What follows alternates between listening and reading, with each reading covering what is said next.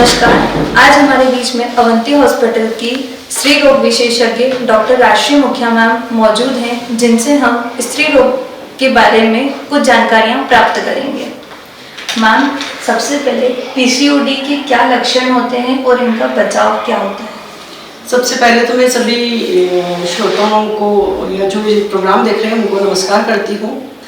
अभी इन्होंने बहुत अच्छा प्रश्न किया है जो बहुत ही कॉमन चल रहा है, जो एक हम देखने में भी आ रही है प्रॉब्लम, पीसीओडी की प्रॉब्लम। पीसीओडी इसका जो फुल फॉर्म है वो है पॉलीसिस्टिक ओवेरियन डिसीज। नाम से ही इंडिकेट करती है कि ऐसी बीमारी जिसमें कि ओवरी इन्वॉल्व है और ओवरी के अंदर मल्टीपल सिस्ट फॉर्मेशन हो जाती है। ये जो प्रॉब्लम है यूजुअली हमको रिप्रोडक्टिव एज ग्रुप में देखने में आती है। यूजुअली 15 से 44 इयर्स के बीच में हम देखते हैं। वैसे तो इसका कोई एकदम से डेफिनेट पता नहीं चलता है, लेकिन फिर भी पेशेंट हमको या तो बहुत यंग गर्ल्स रिपोर्ट करती है अगर मेंसेस की प्रॉब्लम आती है तब, या फिर उनको मैरिज के बाद में प्रेगनेंसी कंसीव नहीं हो रही है, प्रेगनेंसी नहीं हो रही है तो उस टाइम रिपोर्ट करती है। तो ये दो समय में हमें पता चलती है कि इनको पीसीओडी की प्रॉब्लम हो सकती है। यूजुअली जो इसमें पीसीओडी में जो कंप्लेंट्स आती है, सबसे मोस्ट कॉमन कंप्लेंट जो होती है वो होती है कि मेंसेस की प्रॉब्लम हो रही है, या तो मेंसेस हो नहीं रहे हैं, ठीक से नहीं हो रहे हैं, या काफी अंतराल से हो रहे हैं। तो मोस्ट जो कॉमन कंप्लेंट पेशेंट लेके आती है वो यही बताती है कि हमें या तो ब्लीडिंग बहुत ज्यादा हो रहा है या नहीं हो रहा है। जब पेशेंट आती है उसके साथ में ही वो हमें ये भी बताती है कि वेट गेन काफी हो रहा है उनके चेहरे पे मुहासे ज्यादा हो रहे हैं, कभी कभी ये कंप्लेन होती है। डार्क कॉम्प्लेक्शन हो जाता है, पिगमेंटेशन बढ़ जाता है बॉडी में सभी जगह। तो इस कंप्लेंट से पेशेंट हमको रिपोर्ट करती है। और जब लेटर ऑन एज में आती है तब यूजुअली ये होती है कि मैरिज के 2 साल हो गए हैं, 3 साल हो गए हैं और हमको प्रेगनेंसी नहीं है। तो उस समय हमें पता चलता है, हम इन्वेस्टिगेट करवाते हैं कि इसको पेशेंट को पीसीओडी की प्रॉब्लम है। एक्चुअली में इस बीमारी में जो ओवरी होती है उसके ऊपर बहुत सारे सिस्ट डेवलप हो जाते हैं। ओवरी का काम होता है ओवम फॉर्मेशन, तो ओवम फॉर्मेशन नहीं हो पाता है। जो एग्स फॉर्मेशन होते भी हैं या तो वो इमैच्योर होते हैं और या फिर वो ओवरी से रिलीज ही नहीं हो पाते हैं, तो ओव्यूलेशन नहीं होता है और मल्टीपल वो सारे के सारे फॉलिकल सिस्ट में कन्वर्ट हो जाते हैं। तो फिर प्रेगनेंसी कैसे होगी? इसके साथ में ही अगर ओव्यूलेशन होता है तो ओवरी बहुत सारे हार्मोन्स भी रिलीज करती है। एस्ट्रोजन है, प्रोजेस्टेरोन है, रिलैक्सिन, इनिबिन, बहुत सारे हार्मोन्स होते हैं जो कि हमारी बॉडी के लिए बहुत जरूरी होते हैं। इस कंडीशन में जब ओवरी में सिस्ट फॉर्मेशन हो गई तो नेचुरल है कि अगर नॉर्मल से ओव्यूलेशन नहीं हो रहा है तो ये हार्मोन्स के लेवल भी डिस्टर्ब होते हैं और उसी की वजह से फिर हमारा इसमें मेंसेस की प्रॉब्लम भी स्टार्ट हो जाती है।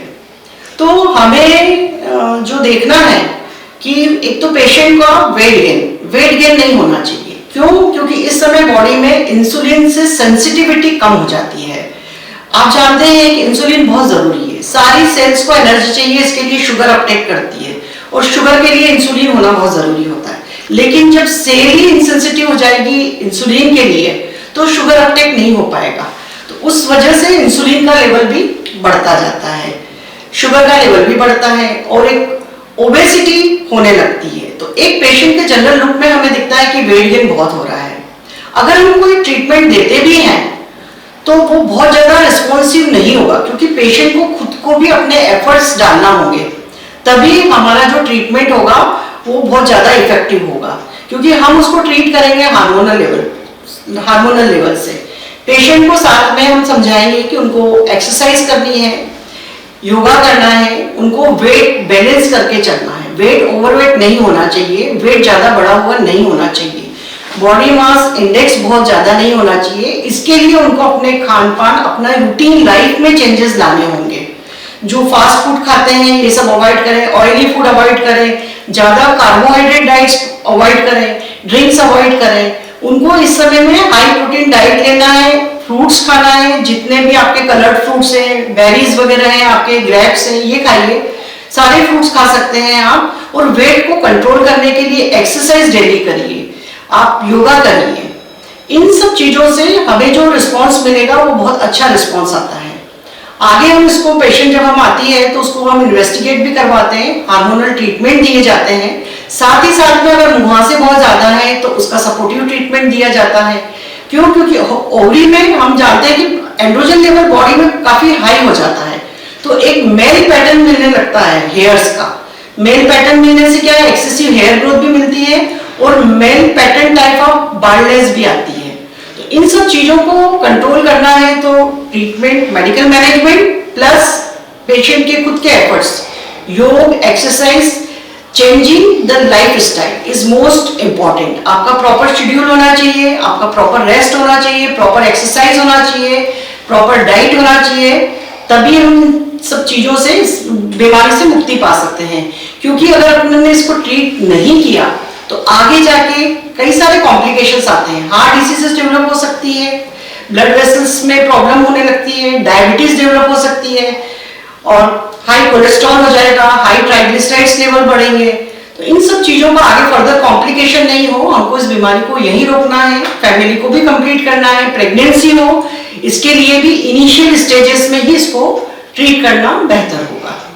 पीओडी में ट्रीटमेंट हम स्टार्ट करते हैं तो वो सबसे पहले हमने बताया कि पेशेंट को काउंसिल करते हैं, उसको लाइफस्टाइल चेंज करने के लिए सबसे पहले उसको एडवाइस किया जाता है, जो हमारी सारी बातें हो चुकी है, और उसके बाद में हम फिर मेडिकल मैनेजमेंट में आते हैं। मेडिकल ट्रीटमेंट में हम उसको हार्मोन स्टार्ट करते हैं, उसके साइकिल को हम रेगुलर करने की कोशिश करते हैं। अगर पेशेंट हमारे पास ऐसी है जिसको कंसीव करना है, नहीं है, तो हमें जो यूजुअली हम ब्लड टेस्ट करवाते हैं, पेशेंट का वेट लिया जाता है, सब कुछ मेजरमेंट करने के बाद में, टेस्ट करने के बाद में हम सोनोग्राफी कराते हैं। सोनोग्राफी में हमें पर्टिकुलर एकदम स्पेसिफिक पीसीओडी का पिक्चर दिखता है और उसी को ट्रीट करने के लिए अगर मेडिकल मैनेजमेंट सक्सेसफुल नहीं होता है तो फिर हम सर्जिकल मैनेजमेंट करते हैं। हम लेप्रोस्कोपी करके और वो जो सिस्ट होता है या वेज रिसेक्शन किया जाता है ओवरीज का, उस ढंग से भी हम ट्रीट करते हैं। लेकिन ये कोई लाइलाज बीमारी नहीं है, अगर टाइम से किया जाए तो इलाज भी संभव है और पेशेंट को बीमारी से मुक्ति मिल सकती है, साथ में ही कंसीव भी हो जाती है। बहुत सारे पेशेंट कंसीव कर जाते हैं, आपको ट्रीटमेंट लगातार लेना होगा और कंसीव बिल्कुल होंगे। अल्टीमेटली हमें सक्सेस मिल ही जाती है, लेकिन उसके लिए प्रॉपर फॉलो बहुत जरूरी है।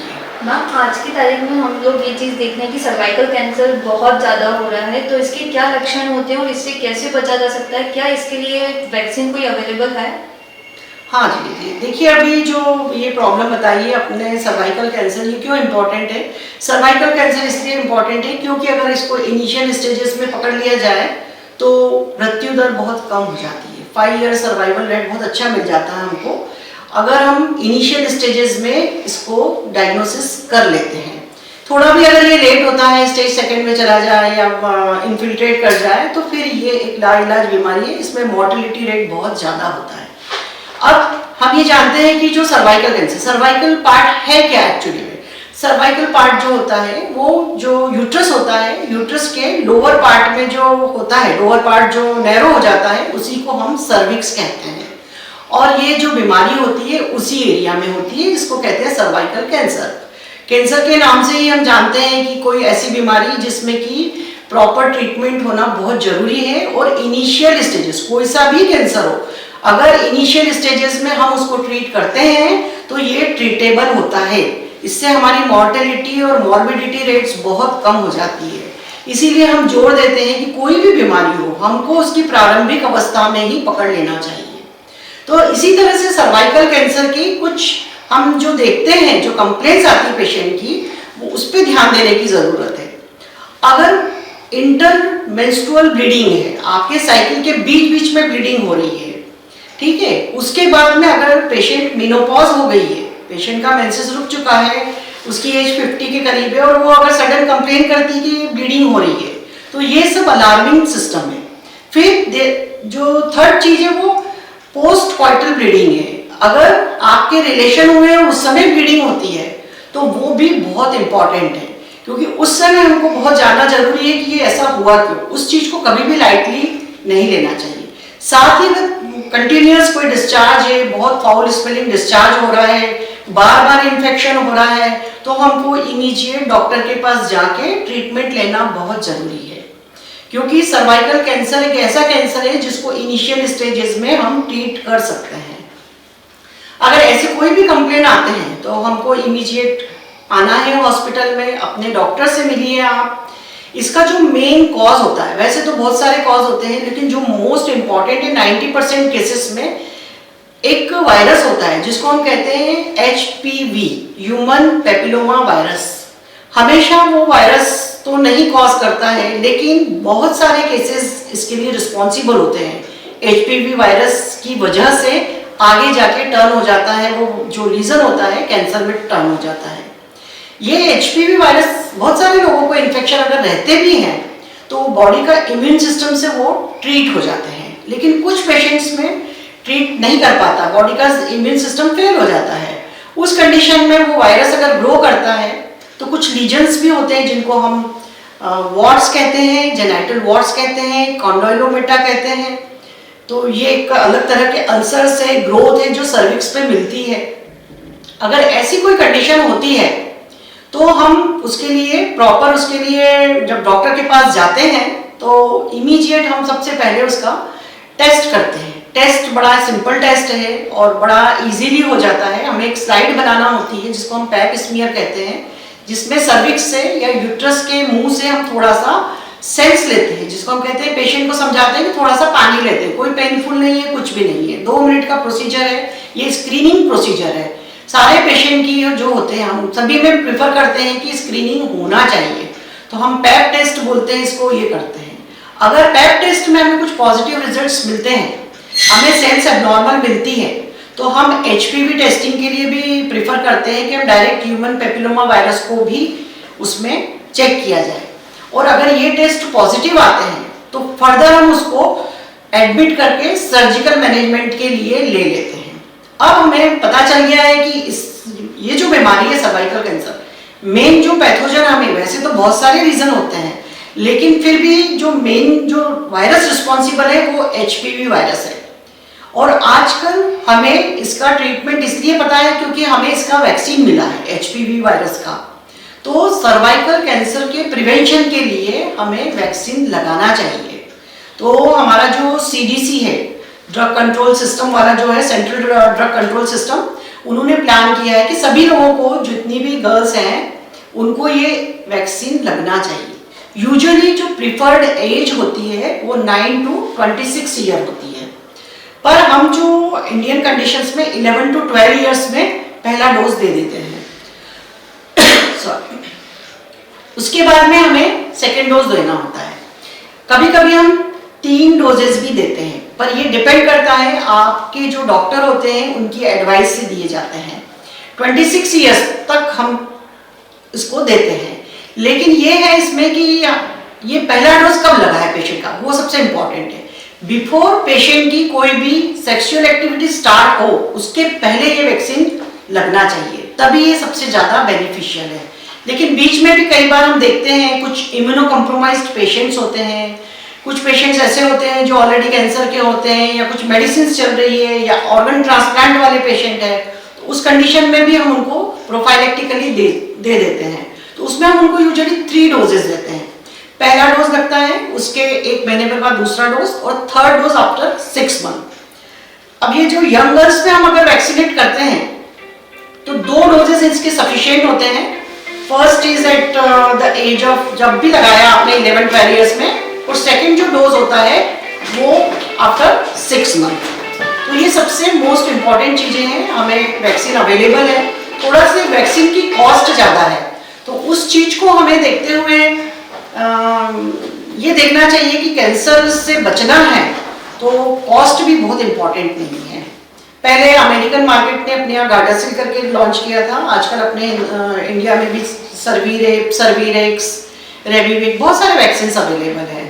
तो हमें प्रॉपरली काउंसिल करके और वैक्सीनेशन करवा लेना चाहिए, ताकि ऐसी बीमारी से छुटकारा पाया जा सके जिसकी बहुत ज़्यादा मॉर्टेलिटी रेट है। अभी हमारे यहाँ जैसे अवंती हॉस्पिटल में भी इस और काफ़ी वर्क किया जा रहा है। ये एक तरह की अच्छी से सेवा की जा रही है लोगों की, ताकि हम मॉर्टेलिटी रेट को नीचे से नीचे ला सकें, लोअर कर सकें। उसके बीच बीच में हमने अभी जैसे कैंसर प्रिवेंशन के लिए हमने कैंप लगाया था, और उस कैंप में भी हमको रैंडमली पेशेंट मिले हैं कैंसर के। 3 या 4 पेशेंट ऐसे थे जो बिल्कुल हमें कैंसर के मिले हैं, पैप स्मीयर टेस्ट करवाए, हमने एग्जामिनेशन किया और उसको हमने एडमिट किया। तो ये आप अवंती हॉस्पिटल में जो अभी जितने भी चेकअप चल रहे हैं तो उसमें ये हमने इंक्लूड किया हुआ है कि सबके पैप स्मीयर जरूर होना चाहिए। यहाँ पे डेली काफी सारे पैप स्मीयर होते हैं और एक्सीडेंटल फाइंडिंग में हमको केसेस भी मिल रहे हैं। तो आप बिल्कुल इसके लिए यहाँ आइए, परामर्श लीजिए और यहाँ की व्यवस्थाओं का और सुविधाओं का अधिक से अधिक लाभ लें ताकि हम इस बीमारी से छुटकारा पा सकें। यहाँ पे समय समय पर प्रोग्राम होते रहते हैं और ये प्रोग्राम आपको तभी पता चलेंगे जब आप इस हॉस्पिटल में आके विजिट करिए। आप यहाँ पे देखिए, यहाँ बैनर्स लगे रहते हैं, कई बार पेपर्स में भी दिया जाता है, मीडिया में भी बताया जाता है, पर कई बार लोग नहीं भी देख पाते हैं। तो आप एक बार आइए जरूर और यहाँ पे देखिए, सारे पढ़िए, आप हमसे मिलिए, हम आपको गाइड करेंगे। एक्चुअली में गाइड करने के लिए तो हम पूरे टाइम अवेलेबल है, हमारा पूरा स्टाफ सक्रिय है इसके लिए। तो अवंती हॉस्पिटल में हमने ये फैसिलिटी स्टार्ट की है और आप लोग यहाँ आके इस चीज का फायदा अवश्य लें।